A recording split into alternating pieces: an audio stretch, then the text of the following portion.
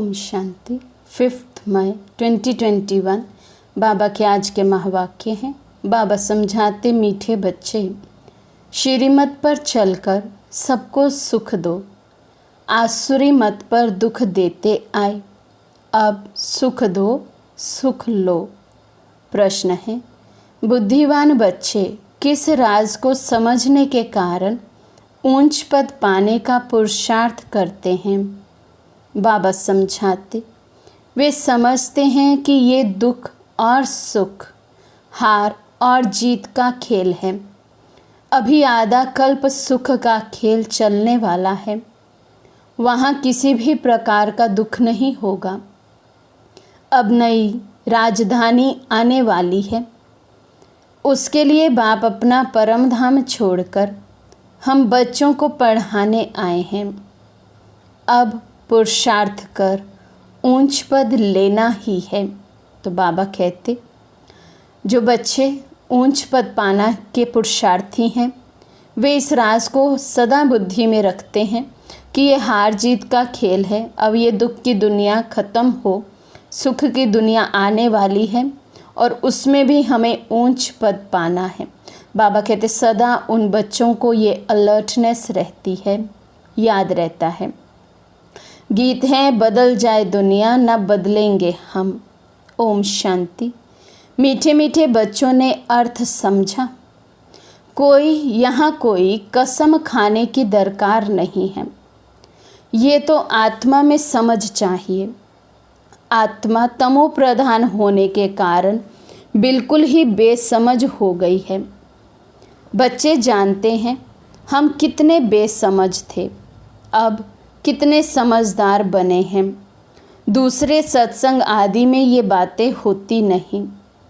वे शास्त्र रामायण आदि पढ़ते हैं, एक कान से सुना दूसरे कान से निकल जाता है, कोई प्राप्ति नहीं। यज्ञ तप दान पुण्य आदि बहुत करते हैं, धक्के खाते रहते हैं, प्राप्ति कुछ भी नहीं। इस दुनिया में कोई को सुख है नहीं। तो बाबा कहते, कितनी मेहनत करते हैं, कितनी यात्राएं करते हैं, यज्ञ तप दान पुण्य आदि कितना कुछ करते रहते हैं, लेकिन फिर भी सदा का सुख किसी को भी बाबा कहते इस दुख भरी दुनिया में हो नहीं सकता। अब बाप सारी समझ देते हैं। सबको सुख शांति देने वाला एक ही बाप है। मनुष्य तो बिल्कुल ही घोर अंधेरे में है। भक्ति मार्ग वाले भी याद करते रहते हैं, हे दुख हरता सुख करता सद्गति दाता। देखो दुनिया में क्या लगा पड़ा है, सबको दुख लगा ही रहता है। तो बाबा कह रहे हैं कि दुनिया की हालात हम देखें कि कितना दुख, कितनी तकलीफ़ इस समय दुनिया में है।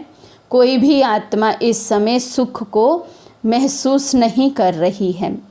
जो भी मनुष्य मात्र है, किसी को भी ये पता नहीं है कि बाप कौन है, बाप से क्या वर्षा मिलता है। बेहद के बाप को जानते ही नहीं, धक्के खाते रहते हैं शांति के लिए। अब ये किसने कहा कि मन की शांति चाहिए? आत्मा कहती है, ये भी मनुष्य नहीं जानते, देह अभिमान है ना। साधु संत आदि सब दुखी हैं, सब शांति चाहते हैं। बीमारी आदि तो साधु संतों को भी होती है, एक्सीडेंट होते हैं। दुनिया में दुख के सिवाय और कुछ तो है ही नहीं। अभी तुम बुद्धिवान बने हो। बाप ने समझाया है, ड्रामा के अंदर नई दुनिया और पुरानी दुनिया, सुख और दुख का खेल बना हुआ है। बाप ने तुम्हारी बुद्धि का ताला खोला है और सब मनुष्य मात्र की बुद्धि को गोदरेज का ताला लगा हुआ है। बिल्कुल ही तमो प्रधान बुद्धि है। तुम बच्चे नंबरवार पुरुषार्थ अनुसार जानते हो। बरोबर बेहद का बाप मिला है। वे हमको सृष्टि के आदि मध्य अंत का राज सुनाते हैं कि ये खेल कैसे बना हुआ है। जब सुख होता है तब दुख का नाम नहीं होता। तुम बच्चों की बुद्धि में है कि हम बाप से सुख, शांति, संपत्ति का वर्षा ले रहे हैं। सतयुग से लेकर त्रेता अंत तक कोई दुख नहीं होगा। अब तुम रोशनी में हो, तुम पुरुषार्थ कर रहे हो अपनी राजधानी में 1-2 से ऊंच पद पाएं। तो बाबा कहते हैं अब सारा पुरुषार्थ ही क्या है कि अपनी राजधानी तो स्थापन हो ही रही है, लेकिन हर एक की मन की इच्छा बाबा कहते यही रहती है कि 1-2 से हम ऊंच पद पाएं। रेस लगी हुई है बाबा कहते पुरुषार्थ की। ये स्कूल है बेहद का, बेहद का बाप पढ़ाते हैं। तुम जानते हो वे हमारा मोस्ट बिलवड बाप है, जिसकी अपरम अपार महिमा है। वे ऊंचते ऊंच बाप श्रीमत देते हैं। बाकी सब मनुष्य मात्र आसुरी मत पर 1-2 को दुख ही देते हैं। तुम्हें श्रीमत पर सबको सुख देना है। इस ड्रामा में हम एक्टर्स हैं, ये कोई भी नहीं जानते। तुम बच्चे अब समझते हो इस ड्रामा में भारतवासियों का ही ऑल राउंड पार्ट है। आगे तो तुम कुछ भी नहीं जानते थे। अब तो मूल वतन से लेकर सूक्ष्म वतन, स्थूल वतन, सबको तुम जान गए हो। तुमको सच्चा ज्ञान है। परमपिता परमात्मा हमको इन द्वारा पढ़ा रहे हैं। बाबा हमको त्रिलोक का सारा ज्ञान दे रहे हैं। ये है ही कांटों का जंगल। बच्चे जानते हैं अभी हम कांटों से फूल अर्थात मनुष्य से देवता बनते हैं। यहाँ तो छोटे बड़े सब दुख देते हैं। बाबा कहते दुख धाम है, दुख भरी दुनिया है, तो हर एक आत्मा दूसरी आत्मा को दुख देने के ही निमित्त बनती है। बाबा कहते गर्भ में माता को बच्चे दुख देते हैं। ये बहुत ही छी पुरानी दुनिया है। इस सृष्टि चक्र को कोई भी नहीं जानते हैं। हम कहाँ से आए, कितने जन्म लिए, फिर कहाँ जाना है, कुछ भी नहीं जानते। बेहद का बाप अर्थात सब सीताओं का एक राम वे निराकार है। तुम सभी सीताएं हो। बाप है ब्राइड ग्रूम। एक साजन की सब सजनियाँ भक्तियाँ हैं। जो भी सीताएं हैं सब रावण की जेल में फंस शोक वाटिका में आ गई हैं। सारी दुनिया के सब मनुष्य मात्र एक भगवान को याद करते हैं। भक्तों का रक्षक भगवान को कहते हैं। तुम सब अभी ब्रह्मा मुख वंशावली ब्राह्मण बने हो। ब्राह्मण जानते हैं हमको शिव बाबा पढ़ा रहे हैं। बाप से वर्षा ज़रूर मिलता है। शिव बाबा है स्वर्ग का रचयिता। स्वर्ग कहो अथवा दैवी राजधानी कहो, ये स्वर्ग की राजधानी है ना। लक्ष्मी नारायण स्वर्ग के मालिक हैं। ये भी अभी तुम समझते हो। यहाँ जब सतयुग था तो लक्ष्मी नारायण का राज्य था। अभी है कलयुग। मनुष्य तो बेचारे घोर अंधियारे में होने के कारण कुछ नहीं जानते कि अभी कलयुग का अंत है। विनाश सामने खड़ा है। तो बाबा कहते ये विनाश काल चल रहा है, विनाश सामने खड़ा है, महापरिवर्तन होने ही वाला है। बाबा कहते दुनिया में कोई भी मनुष्य ये जानते ही नहीं है। तो बाबा को तरस पड़ता है कि बेचारे कितने घोर अंधियारे में हैं। बाबा कहते तुम सब सीताओं का सद्गति दाता एक राम है। सीताएं सब दुर्गति में हैं, परंतु ये कोई समझते थोड़े ही हैं कि हम दुर्गति में हैं। अपने साहूकारी का ही नशा है। हमको इतने मकान हैं, इतना धन है, इतने महल है, किसी को पता नहीं कि दुख की दुनिया अब बदलनी है। मौत सामने खड़ा है। सब मिट्टी में मिल जाना। ये जो कुछ पुरानी दुनिया में देखते हो विनाश हो जाएगा। विनाश के लिए पूरी तैयारियां हो रही हैं। ये वही महाभारत लड़ाई है, वही गीता का भगवान है, परंतु बाप की बायोग्राफी में बच्चे का नाम डाल दिया है। अब शिव बाबा तुमको राजयोग सिखा रहे हैं। बड़े ते बड़ी भूल ही ये है जो भगवान का नाम गुम कर दिया है। तुम बच्चे जानते हो हमको कोई मनुष्य, साधु, संत आदि नहीं पढ़ाते हैं, शिव बाबा हमको पढ़ाते हैं। तो बाबा कहते तुम बच्चों को ये निश्चय है, तुम बच्चे ये जानते हो कि हमें कोई भी मनुष्य नहीं पढ़ाते, बल्कि स्वयं परमपिता परमात्मा शिव बाबा आकर पढ़ाते हैं। बाबा कहते वे बाप भी हैं, टीचर भी हैं, सतगुरु भी हैं, सब कुछ है। ये तो नहीं भूलना चाहिए ना। बाप कहते हैं हमारे सब बच्चे हैं, परंतु सभी को थोड़े ही पढ़ाएंगे। बाबा कहते दुनिया में जितनी भी आत्माएं हैं, मनुष्य आत्माएं, सब शिव बाबा के बच्चे हैं, लेकिन बाबा सभी को बैठकर नहीं पढ़ाते हैं। तो हम अपने भाग्य पर नाज करें कि हम वो लकी सितारे हैं, वो भाग्यशाली आत्माएं हैं जिन्हें भगवान बैठकर पढ़ाते हैं। बाप कहते हैं हमारे सब बच्चे हैं, परंतु सभी को थोड़ी पढ़ाएंगे। बाप कहते हैं हम भारतवासियों को फिर से राजयोग सिखाने आए हैं। भारतवासी स्वर्गवासी थे, हीरे मिसल थे, अब कौड़ी मिसल बन पड़े हैं। घर में कितनी अशांति है। कहते हैं बाबा हमको क्रोध आता है, बच्चों को मारना पड़ता है, डर लगता है। हमने 5 विकार शिव बाबा को दान दिया है, फिर हम ये क्यों करते हैं। बाप समझाते हैं इस समय सभी पर 5 विकारों का ग्रहण लगा हुआ है। देह अभिमान का भूत आने से फिर सब भूत लग जाते हैं। अब बाप कहते हैं देही अभिमानी बनो। अभी तुमको समझ मिली है। सतयुग में भी हम आत्म अभिमानी थे। समझते हैं आत्मा का ये शरीर अब पुराना हुआ है, आयु पूरी हुई है, इसलिए ये शरीर छोड़ अब नया लेना है। सर्प का मिसाल है ना।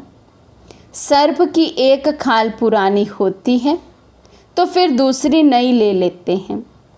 ये दृष्टांत है सतयुग के लिए।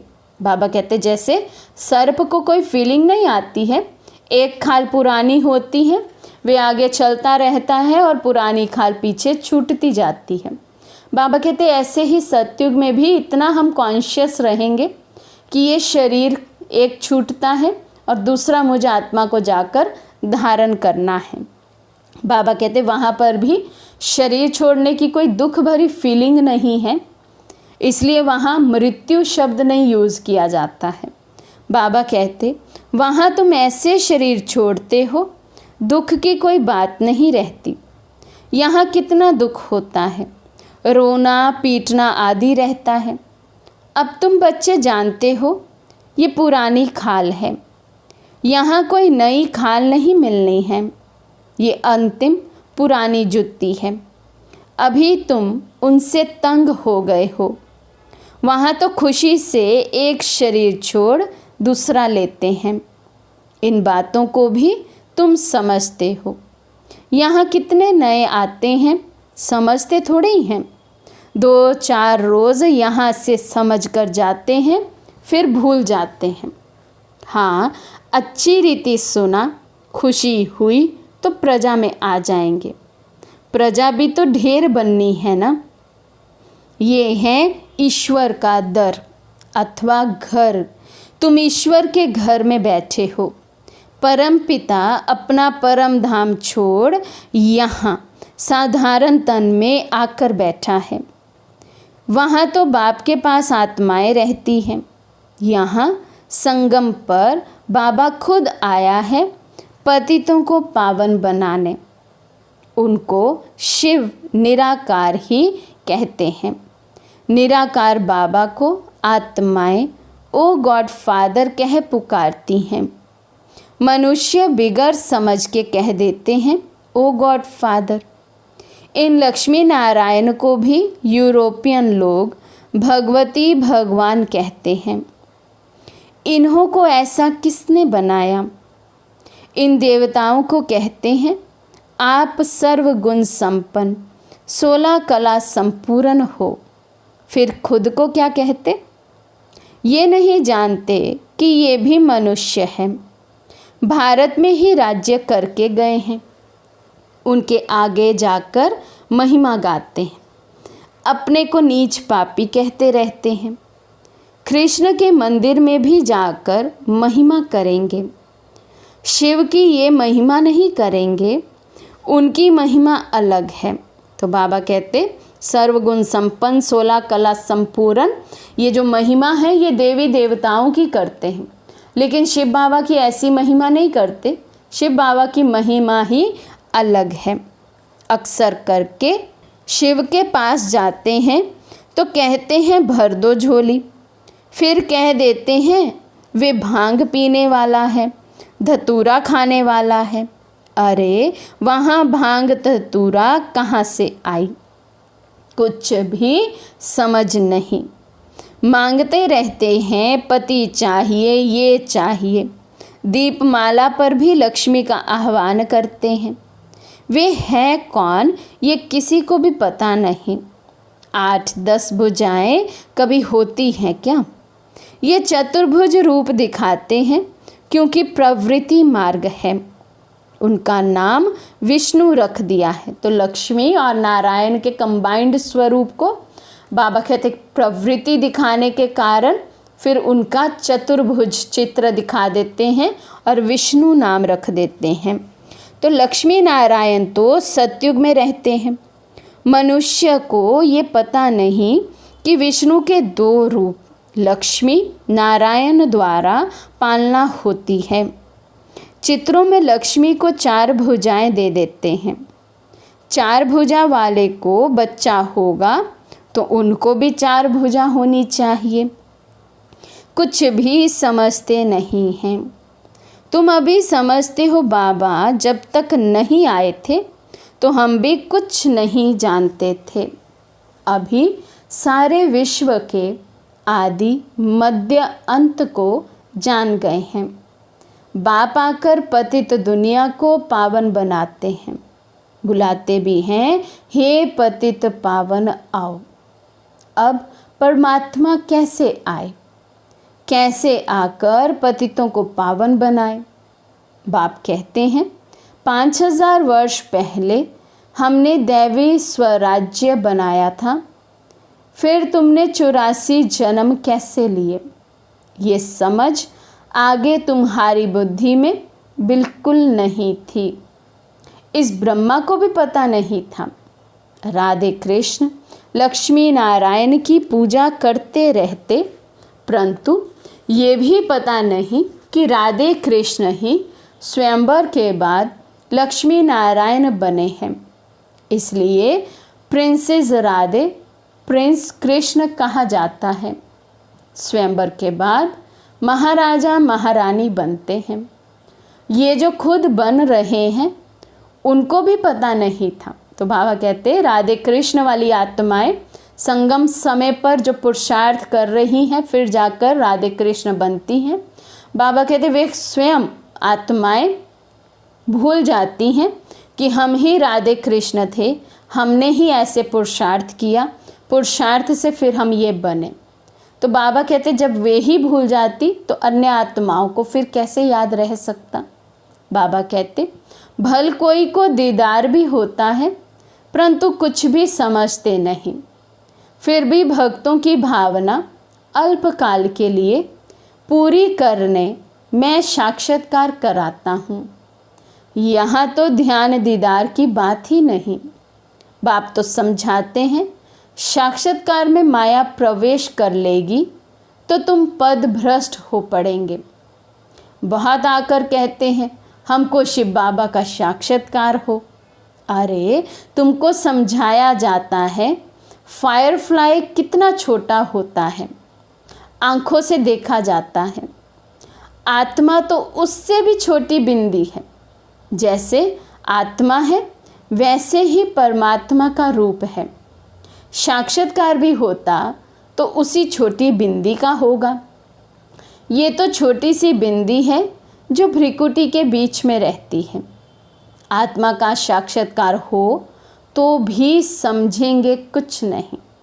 तो बाबा कहते जैसे जुगनू होता है, जुगनू से लाइट तो दिखती है। बाबा कहते आत्मा तो उससे भी छोटी है, उससे भी सूक्ष्म है। उसका साक्षात्कार अगर हो भी गया तो समझेंगे क्या, और दिखने में क्या आएगा, एक छोटा सा बिंदु। तो बाबा कहते इस साक्षात्कार का फिर फ़ायदा क्या। और फिर बाबा ने कहा साक्षात्कार में तो ध्यान दीदार में तो वैसे भी माया प्रवेश कर लेती है, और ही फिर माया के वशीभूत हो अपना पद भ्रष्ट कर लेते हैं। बाबा कहते तुम बच्चे जानते हो अभी हम शिव बाबा की संतान हैं। सब ब्रह्मा कुमार कुमारियाँ शिव बाबा से वर्षा ले रहे हैं। हमारी एम ऑब्जेक्ट ही ये है। स्टूडेंट है ना, तुम कहते हो बाप से सहज राजयोग सीखने आए हैं। ये एम ऑब्जेक्ट है, ये बच्चों को भूलना नहीं चाहिए। भक्ति मार्ग में भगत लोग देवताओं के चित्र साथ में रखते हैं। फिर तुमको ये त्रिमूर्ति का चित्र पॉकेट में रखना चाहिए। इस शिव बाबा द्वारा हम ये लक्ष्मी नारायण बन रहे हैं। तो बाबा कहते कोई भी युक्ति अपनाए, लेकिन सदा ये याद रहे और नशा चढ़ा रहे कि शिव बाबा के द्वारा हम ये लक्ष्मी नारायण बन रहे हैं, अपनी सत्युगी राजधानी स्थापन कर रहे हैं। अच्छा, मीठे मीठे सिकिलदे बच्चों प्रति माता पिता बाप दादा का याद प्यार और गुड मॉर्निंग। रूहानी बाप की रूहानी बच्चों को नमस्ते।